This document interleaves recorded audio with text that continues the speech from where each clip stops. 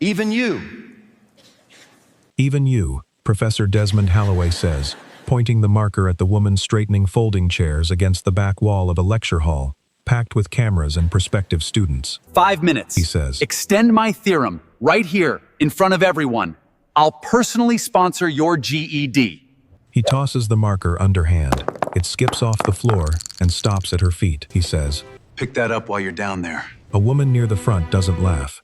Her eyes stay fixed on the janitor, and something in her stillness says she's watched a moment exactly like this before. For 1 second, the laughter in the room catches. A held breath nobody in that hall planned on. Halloway says, You understand that this woman has no degree. Whatever this is, it isn't rigorous. She bends down slowly. She picks up the marker. She looks past him, at the board. Subscribe right now. Tell me where you're listening from.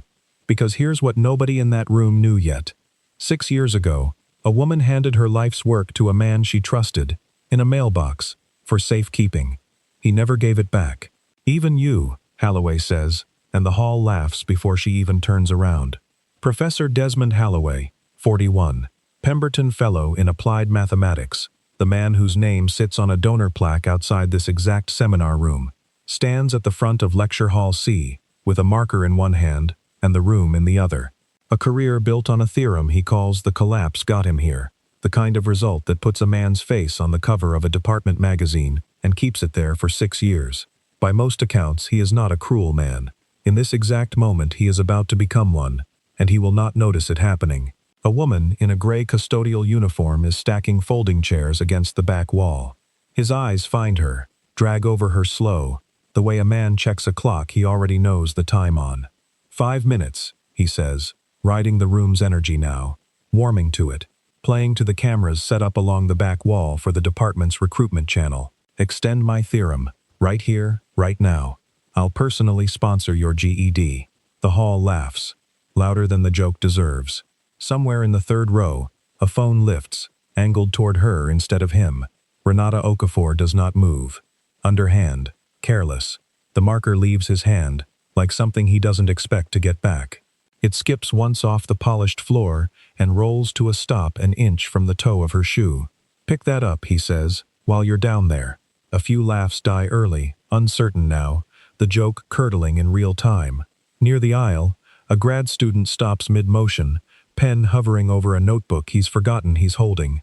Closer to the front, a woman with a visiting faculty lanyard doesn't look at Halloway at all. Her eyes stay on Renata and don't move. And something about the stillness of her face says she has seen this kind of moment before and did not like herself for staying quiet the last time either. If this is already making your chest tight, subscribe now, because it gets a lot worse before it gets better, and you don't want to miss how she answers him. Nobody in this room knows her last name. 6 years of emptying trash cans in this building has made her a uniform first and a person never. And Halloway, who has walked past her cart 11 times this month without breaking stride, has no idea he is standing 8 feet from the one person alive who could take his theorem apart with her eyes closed. Further back, a department chair, who has sat through this exact bit, 3 years running shifts in his seat, silent now too. Nobody has ever actually walked to that board before. The offer always felt safe, precisely because it seemed impossible. A joke with no real risk of being collected on. The marker gets picked up the way she picks up everything in this building, without comment, without hurry. The motion so practiced it reads as nothing at all to anyone watching. Her eyes, when she straightens, do not go to Halloway. They go past him, to the board, to the last 2 lines of the theorem still glowing faint under the projector light, half erased, half remembered from a version of this proof she has known since she was 22 years old. Her face goes very still, not frightened still. A room full of strangers holding phones does not frighten her. She has survived worse rooms with less warning. This is a different kind of stillness, the kind that comes right before a decision, not right before a collapse. Calculating still. 6 years without a single word to Desmond Halloway, and she isn't about to start now. Not in the hallway, not at the copy machine, not the 11 times his shoulder passed within a foot of hers and he looked straight through her like she was part of the floor plan. A room that laughed on cue at a joke he's told 100 times is not going to be the room that finally hears her voice. That is the part he does not understand yet, standing there with his stopwatch already rising toward his thumb, already composing tonight's version of this story for whichever dinner he tells it at next.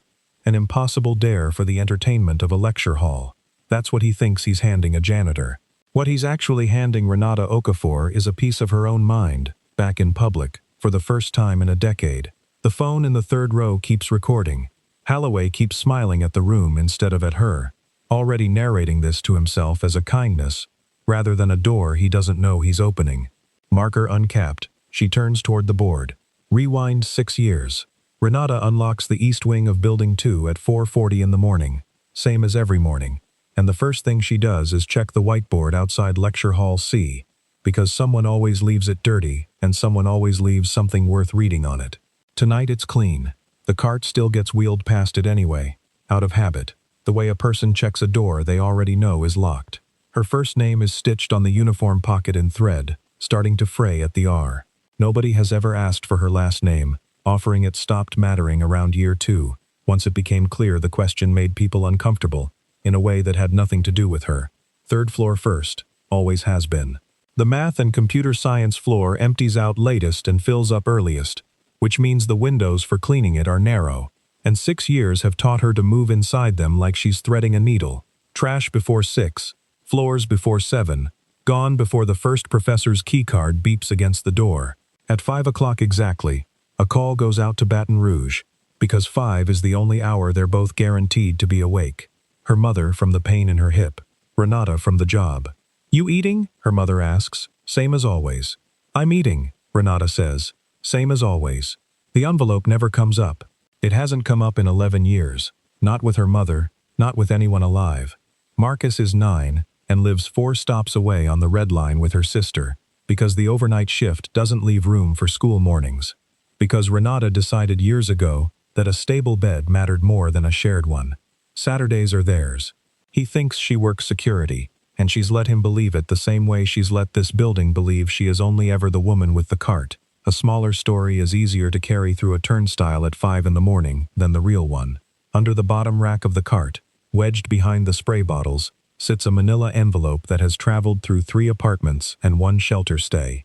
It doesn't get opened. Not here. Not ever here. 15 minutes into her break, the third-floor supply closet becomes an office. The lid of a detergent bin for a desk. 2 index cards pulled from a rubber-banded stack she keeps in her back pocket. Standing the whole time. Sitting down would feel like committing to something she isn't ready to name. The math hasn't left her. If anything, it's sharpened in the silence, the way a skill left alone in the dark sometimes does, freed from the version of her that used to perform it for other people's approval. A sophomore in this exact department once made that same claim without needing to say it out loud. The only black woman in her cohort's advanced seminar, and without argument, the best problem solver in the room. A fact one person said constantly, in a voice that made it feel like a secret between them, instead of something the whole room could see. That thought doesn't get finished. Not here. Not standing over a detergent bin with 11 minutes left on the clock. Some doors open on purpose, on her own time, in her own closet. That one stays shut during work hours, because a person can only carry so much before a shift, and there's still a floor to finish. 11 minutes is enough time to work a card, not enough to reckon with who she used to be, and she has never once confused the two. The cards go back in her pocket at 6:47, 3 minutes before break ends, because she's learned the hard way what happens when time gets lost in this closet. An office door sits ajar on the walk back to the cart. Cleaning light still on from the night crew before her. A framed magazine cover hangs on the wall past the desk, wiped past maybe 400 times, never once stopped for. This time, for no reason she could name if you asked her, the wheels of the cart stop rolling. She looks. The magazine cover is framed in cheap black plastic, hung slightly crooked, the kind of thing an assistant orders online, and nobody ever straightens. A name jumps out before the rest of the cover does. Caught in a slant of hallway light Renata has never stood at before, though she's wiped past this frame maybe 400 times. Desmond Holloway, Pemberton Fellow in Applied Mathematics. The Collapse Theorem, 6 years running the department's proudest export. Her hand doesn't move from the spray bottle in it. Her feet don't move either. The pull quote under his photo reads the same the second time through as the first, but something in her chest tightens on that second pass, and it has nothing to do with the cleaning fumes. She knows this proof, not knows of it, knows it, the shape of it, the rhythm of the recursive step, The exact place where a lesser mind breaks the sequence into 2 moves, and a sharper one breaks it into 3. That rhythm has lived in her since she was 22, standing at a different board, in a different building, being told by a professor, in front of a full seminar, that it was the kind of thing careers get built on, if anyone could finish it. The frame gets wiped once more, out of habit, and then left alone. The cart moves to the next office because the shift doesn't stop for a person standing still, and because there is nowhere in this building safe enough to stand still in for very long. 10 years ago, the only black woman in her cohort's advanced seminar was, without argument, the best problem solver in the room. Her TA said it constantly, privately, in the hallway outside office hours.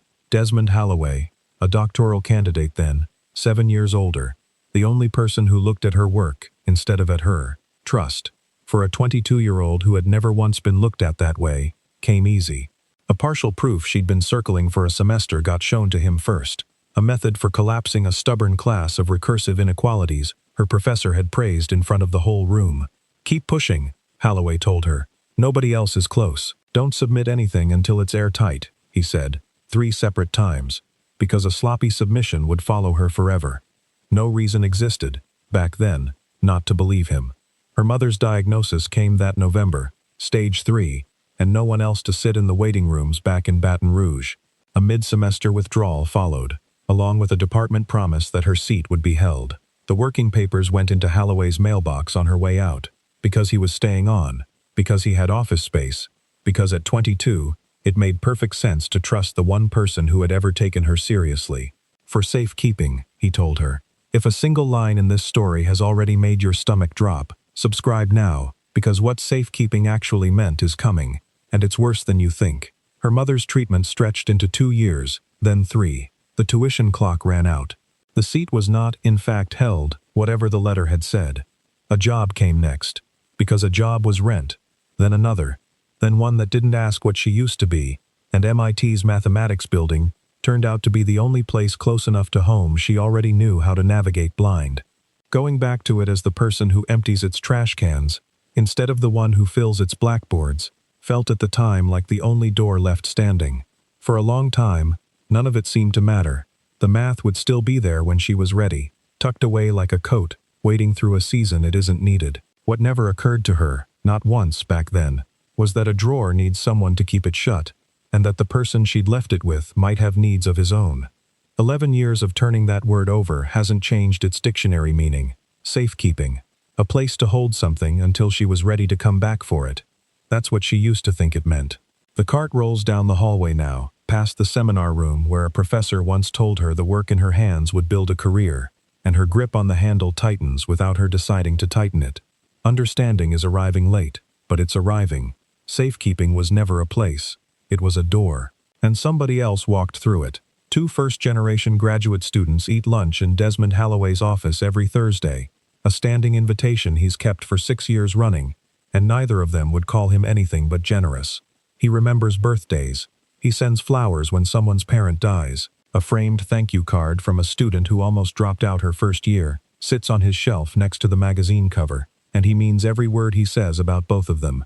None of that is a lie. That's what makes the other things so easy for him to live with. The version of 2016 he tells at dinner parties has calcified into something he no longer examines. A promising student left mid-semester, he says, family emergency, terrible timing, and he, out of respect for the work, out of respect for her, finished what she'd started rather than let it die with her enrollment. He tells it like a kindness. He has told it so many times that he's stopped noticing the shape of what it leaves out. What it leaves out is that finishing was never what she asked him to do with the envelope in his mailbox. Respect, done right, would have had a phone number attached to it. A call to Baton Rouge. A question. Something that treated her as a collaborator instead of a set of working papers left conveniently unattended. He never made that call. He told himself, in the specific way people tell themselves things they need to believe, that reaching her would only add pressure to a family already drowning in it, that the kindest thing was to carry the work forward quietly and hand it back to her whole when she returned. She never returned. By the time that became clear, the theorem had a name on it, and the name was his. Colleagues who ask about the origin get the polished version. Students get an even shorter cut, a proof he developed early in his career. Full stop, No mention of a mailbox or a withdrawal form, or a woman in Louisiana he never called. The standing offer started 3 years ago, at a colloquium not so different from Friday's, when a bored undergraduate asked him half-jokingly whether anyone had ever tried to extend the collapse theorem. Holloway laughed and said, on the spot, that he'd personally tutor anyone in the building, anyone, who could produce a working extension in under 5 minutes. Nobody tried that day, or the next time he offered it, or the dozen times after that. Word of the bit spread the way department gossip spreads. A colleague repeating it at a mixer, a grad student mentioning it in an orientation email as an example of Professor Holloway's approachability. Nobody in 6 repetitions of the joke ever stopped to ask what would actually happen if somebody said yes. It costs him nothing to make. That's the appeal of it. An offer with no real risk attached is not generosity, it's a magic trick, and Holloway has performed it so many times he's forgotten it was ever supposed to be a dare. He rehearses Friday's version in his head on the walk home Wednesday night, timing the beats the way he always does. Warm opening, the theorem's origin story, the offer, the laugh line waiting at the end of it like a punctuation mark he's used 100 times before. He doesn't know yet who'll be in the room. He doesn't know the offer has a name attached to it this time, one he hasn't said out loud since 2016. His office window looks out over the quad, and past it, faintly, the maintenance lot where the overnight crew parks before their shift starts. He has never once looked down and wondered who's down there.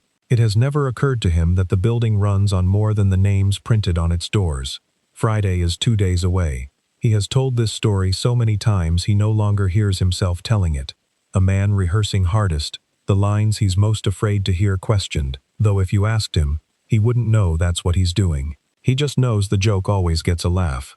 Friday's colloquium goes up on the department calendar Wednesday afternoon, flagged in bold as a recruitment event, cameras confirmed, seating capacity raised to account for prospective graduate students flying in from 3 states. Renata sees the notice the way she sees everything posted in that building, sideways, on her way past, without slowing down. Building 2, Lecture Hall C, her hall, her rotation, same as every second Friday, chairs and floors before 6, gone before the crowd arrives. Nobody asks her opinion on the schedule because nobody asks her opinion on anything in this building, and that has always suited her fine.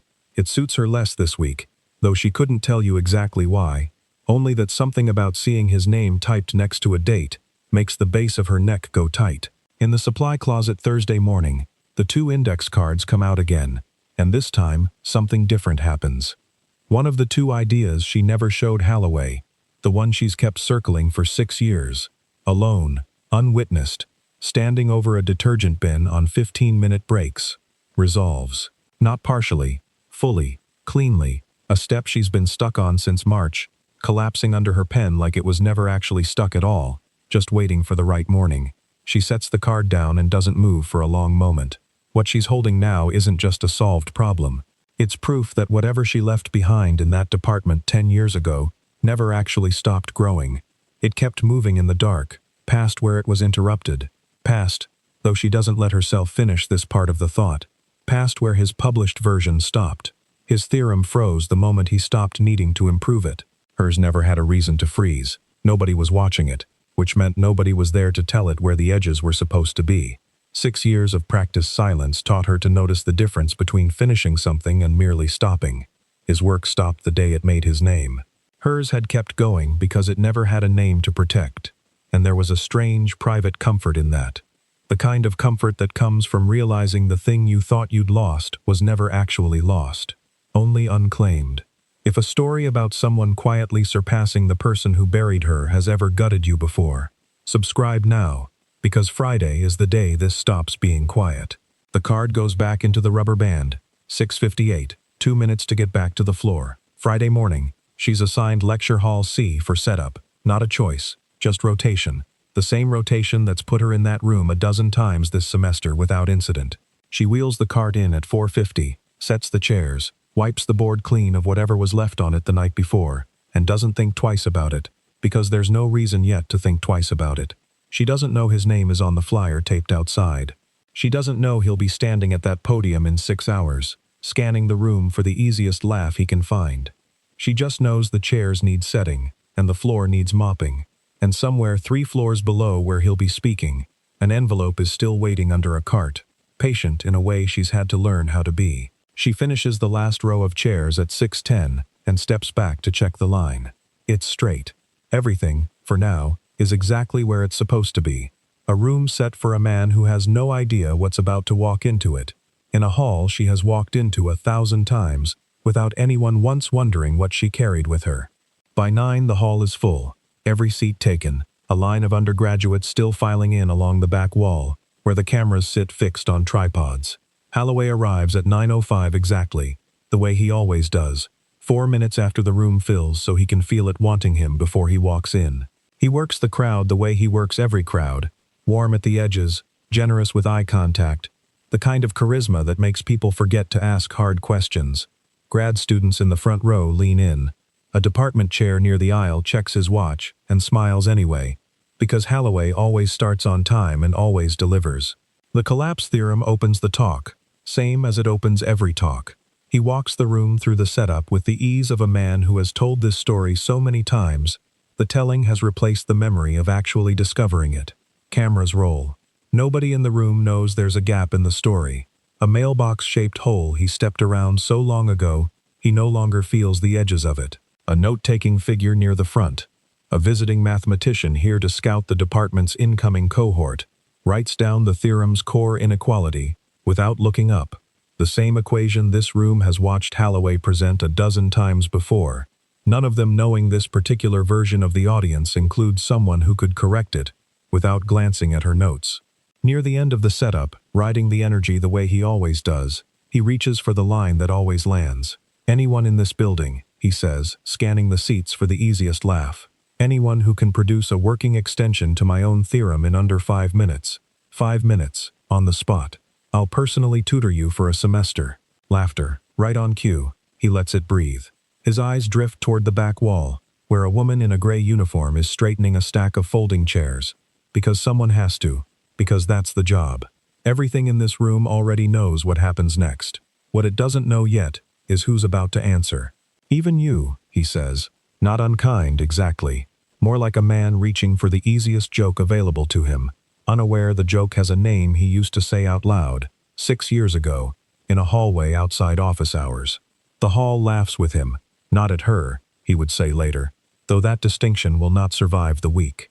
5 minutes, he says. Extend the theorem. I'll personally sponsor your GED. If watching someone underestimate the one person in the room who could actually end them has ever made your pulse spike, subscribe now, because she hasn't even picked up the marker yet. Somewhere behind her, a phone lifts. Somewhere in front of her, Holloway is already smiling at the room instead of at her, already narrating this moment to himself as generosity, rather than the door he doesn't know he's opening. He tosses the marker underhand, careless. It skips once and rolls to a stop at her feet. Pick that up, he says, while you're down there. 6 years of silence sit behind her eyes in that moment, and none of it is about proving anything to a room full of strangers holding phones. It's about the fact that the theorem glowing on the screen behind him carries her handwriting buried inside it, if you know where to look. The exact way she always broke a recursive step into 3 instead of 2, a habit no textbook taught her, and no one in this building has ever noticed, because Holloway was too busy publishing it to look closely at where it came from. Walking to that board was never about answering his dare. It's about the fact that for the first time in a decade, someone has handed her back a piece of her own mind, in public, and dared her to use it. The marker gets picked up. The stopwatch starts, and Holloway is already composing tonight's version of this story for whichever dinner he tells it at next. Neither of them yet understands that the next 5 minutes will not be about whether she can extend his theorem. They will be about whether it was ever really his to defend. Move 1. She writes the initial inequality without hesitation, the same setup Holloway's been lecturing on for 20 minutes, and the room quiets the way a room quiets when it senses something it wasn't expecting. Move 2. The recursive term breaks apart under her marker. Not the standard 2-step collapse Holloway taught this same crowd 10 minutes ago, but something faster, tighter. A third move folded in where the textbook says there should only be 2. A murmur runs the front rows. That's not, Holloway starts, stepping half a pace toward the board. That's an unconventional approach. She doesn't answer him. She doesn't stop writing. Move 3. The inequality collapses cleaner than the room has ever seen it collapse. and a graduate student near the aisle stands halfway out of his seat before catching himself, sitting back down like he's embarrassed by his own body's reaction. "You're skipping the boundary case," Holloway says, louder now, an edge creeping into the warmth. "The theorem requires—" "I have time," she says. 2 words. The room goes stiller than it's been all morning. "Move 4. She sets the boundary condition without looking at him, folding it into the same line, instead of isolating it, the way every textbook, including his own published version, insists it has to be isolated. An emeritus professor in the 3rd row leans forward, elbows on his knees, watching her hand instead of the board. "That's not rigorous," Holloway says. "You can't just—" "You're using my time," she says, and keeps writing. 4 words, shorter than his sentence, landing harder than his sentence. If a countdown has ever made your chest tighten before you even knew what it was counting down to, subscribe now, because she's about to hit a wall he built into the problem on purpose, and you need to see what she does with it. Move 5. Halfway through the next step, her hand stops. Not from confusion, from recognition. The constraint Holloway wrote on the board 20 minutes ago, the one framing his own theorem, the one every student in this room has been told is fixed, doesn't match the version she remembers. Something about it sits wrong. A single term, maybe, shifted just enough that the shape of it no longer feels like the shape she knows. She looks at it for exactly 1 second, long enough for Holloway to notice her noticing. "Problem?" he says, and something in his voice tightens, because some part of him, buried under years of rehearsed confidence, already knows the look on her face means something. She doesn't say it, not yet. Her marker moves past the constraint without touching it, building the rest of the proof around it instead, the way a person steps around a crack in the floor without commenting on the crack. The department chair, watching from the 3rd row, sits forward. Behind him, 2 undergraduates who came only for the free coffee have stopped scrolling their phones entirely, drawn upright by something in the room's posture rather than anything they understand about the math itself. Whatever is happening at that board, they can feel that it matters, the way a crowd feels a shift in weather before the first drop falls. Move 6. Someone near the front, the visiting mathematician with the notebook, stops writing entirely and just stares at the board, specifically at the way she's breaking the recursive step, that same 3-part fold instead of the standard 2, a pattern that doesn't appear in any published version of this theorem. "Where?" the visiting mathematician starts, then stops, unsure whether it's her place to interrupt. Holloway's stopwatch reads 41 seconds remaining. He glances at it, then at the board, then at Renata, and something in his expression shifts from performance to something closer to alarm, though he covers it fast, the way he's covered everything since the theorem made his name. "You won't finish," he says, not a taunt this time, something closer to a hope. Renata sets the marker down against the final line, the last piece of the proof sitting 1 motion away from complete, and for the first time since she picked up the marker, she looks directly at him. "Watch me," she says. 3 words. The room, all 200 of them, leans forward at once, and somewhere in the 3rd row a phone battery dies mid-recording because nobody thought to charge it for a 9 a.m. lecture that was supposed to be routine. 22 seconds left on a clock. Nobody but Holloway is watching anymore. She lifts the marker to write the last line, and the entire hall goes silent in a way Building 2 has not been silent in years. Not the silence of an empty room at 4 in the morning, the silence she knows better than anyone in this building, but a different kind entirely.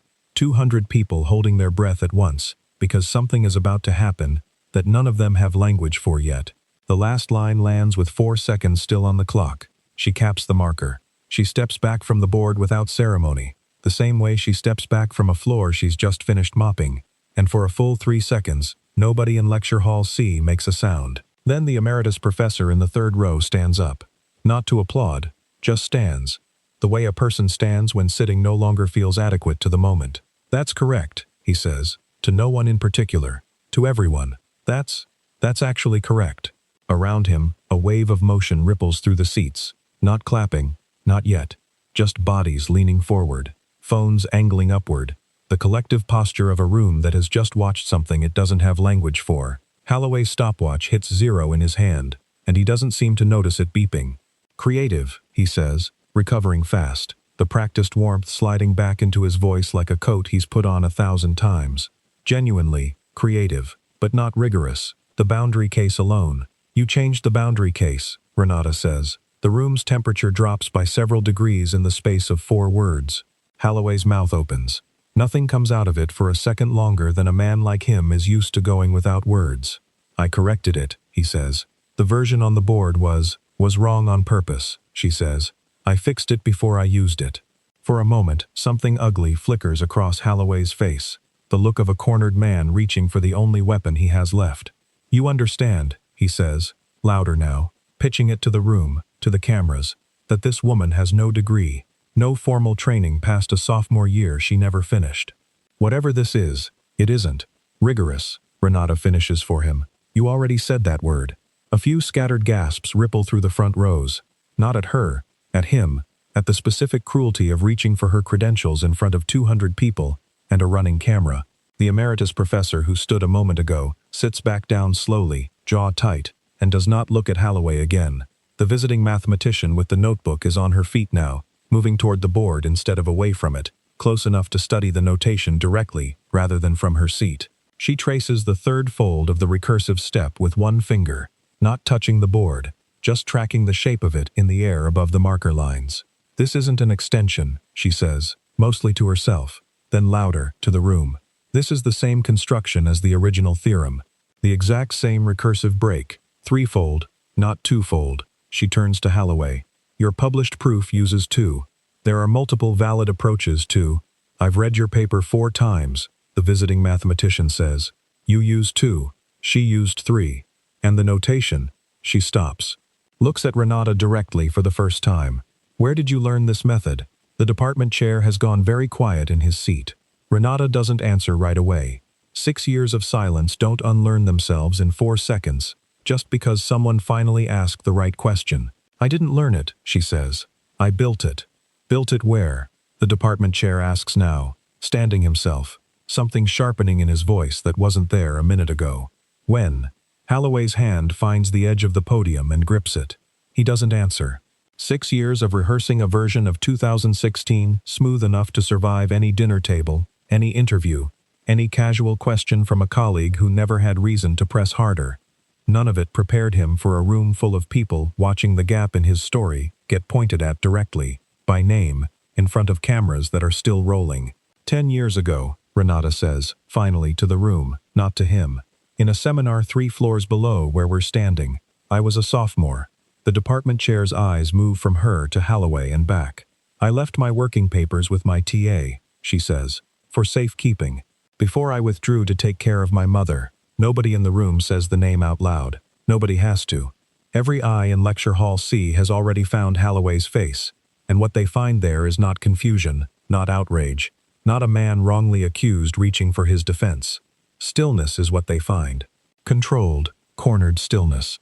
The stillness of a man doing math of his own, very fast, about exactly how much of the last 6 years is about to come apart. I want the departmental record, the department chair says, already turning toward the aisle, already reaching for his phone.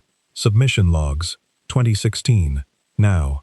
Somewhere in the hallway outside, a graduate student who has spent 6 years knowing something he never said out loud goes very pale, and starts walking toward the room instead of away from it. The graduate student who enters the hall is young enough to still be called a student, and old enough to know exactly what he's about to say, will end a career, possibly his own. Henrik Voss, 3rd year, has spent 6 years working 2 floors above the man he's about to speak against, and he is very pale, and he does not sit down. I found her folder, he says, 2 years ago, in the departmental archive, doing inventory for Professor Holloway's lab. The room, already silent, finds a deeper silence than the one before.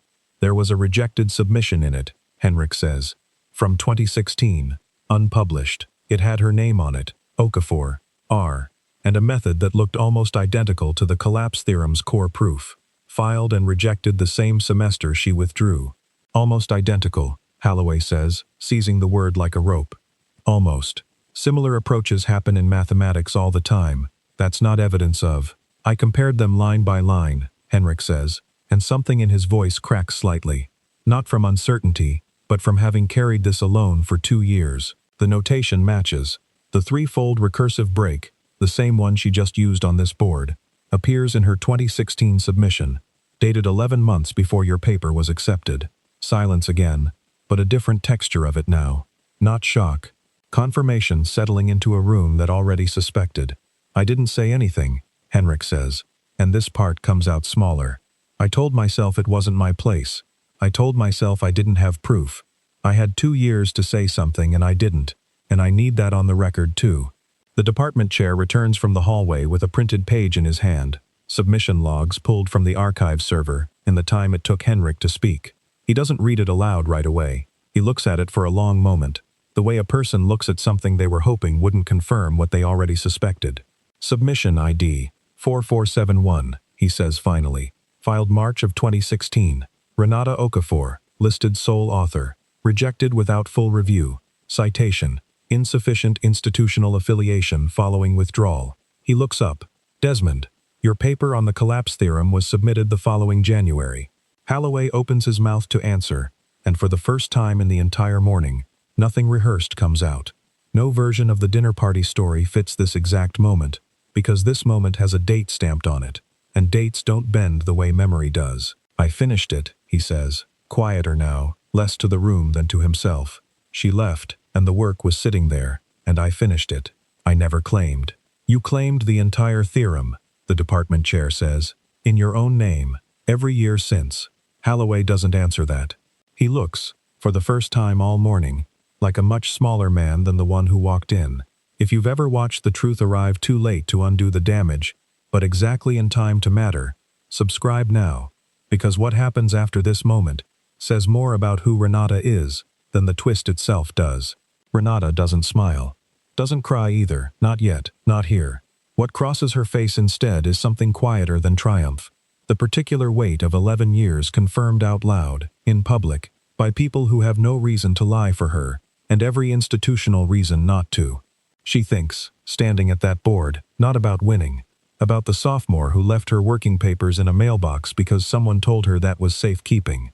About every 4 a.m. shift since, every index card worked standing up because sitting down felt like giving up on something she couldn't name. The department chair turns to face the room, and when he speaks again, his voice carries the flat, careful weight of a man choosing every word for the record. This department, he says, has an obligation to correct this, formally, starting today. Nobody claps. Nobody live streams a verdict. The correction that begins now will move through committees and paperwork and quiet institutional channels that have nothing to do with the phones still angled toward the front of the room. The only kind of correction that was ever going to mean anything to Renata Okafor.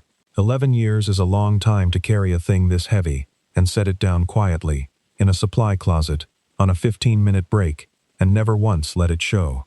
Holloway sits down in the front row, in a room he no longer owns any part of, and says nothing else. 6 months later, the nameplate outside a third-floor office reads R. Okafor, visiting research fellow, and the R doesn't fray at the edges, because nobody stitched this one onto a uniform pocket. The office is small. She didn't ask for a bigger one. What she asked for, the one condition she set before accepting the department's offer, was this floor specifically, the same hallway she used to clean at 4:40 in the morning, because she wanted to walk it as someone who belonged there, not someone pretending the years before didn't happen. A manila envelope sits in her top drawer, corners soft now from 11 years of handling. She still hasn't framed it. She isn't sure she ever will. Some things stay in a drawer not because they're hidden anymore, but because that's simply where they've always lived, and moving them somewhere fancier would make them into a different object than the one that got her here. Marcus sits at the edge of her desk most Saturdays now, doing homework while she works, because he knows the truth these days. Not security, never was security, and the first time she told him what she actually did with her nights for 6 years, he didn't say anything for a long moment, and then asked if he could see the proof. She showed him. He didn't understand most of it. He asked to see it again anyway. Holloway's consequence arrived the way institutional consequences arrive. Slow, procedural, without spectacle. A formal correction to the theorem's authorship, published quietly in the same journal that ran his original paper. A leave of absence that everyone in the department understands isn't coming back from, though nobody says that part out loud. No press conference. No public statement beyond the correction itself. He sent her a letter in March. 1 page, handwritten, unsigned by anyone but himself. I told myself a story for 6 years that let me sleep at night. I don't expect you to care that I finally stopped believing it. She read it once. She put it in the same drawer as the envelope, unanswered, because some letters don't need a reply to be finished, and she has learned, slowly, that closure was never something he was owed the chance to deliver. If a story about someone getting to build again, on her own name, after everyone told her she never would, if you want more stories like this one, the subscribe button is right there. It matters more than you'd think. Subscribe now. Her mother still calls at 5 most mornings, though these days the call comes from Renata's new apartment instead of a rented room 4 stops from where Marcus used to sleep. You eating? Her mother still asks. I'm eating, Renata still says, and now, finally, she tells her the rest too. The office, the fellowship, the board that's hers now, nobody handing her the marker anymore. She teaches a seminar on Thursdays. 6 students this semester, one of them the same visiting mathematician who first asked where she learned the notation, now a colleague instead of a stranger with a notebook. Renata writes the day's first problem on the board without hesitation, the same 3-fold recursive break that started all of this, except now it has her name attached to it in the department's own records, permanently, the way it always should have. She caps the marker and turns to face 6 students waiting for her to begin. Good morning, she says. Nobody has to hand her anything. Nobody ever will again. If this story moved you, drop one word in the comments. Scene. Share it with someone who's still waiting to be noticed for what they can actually do.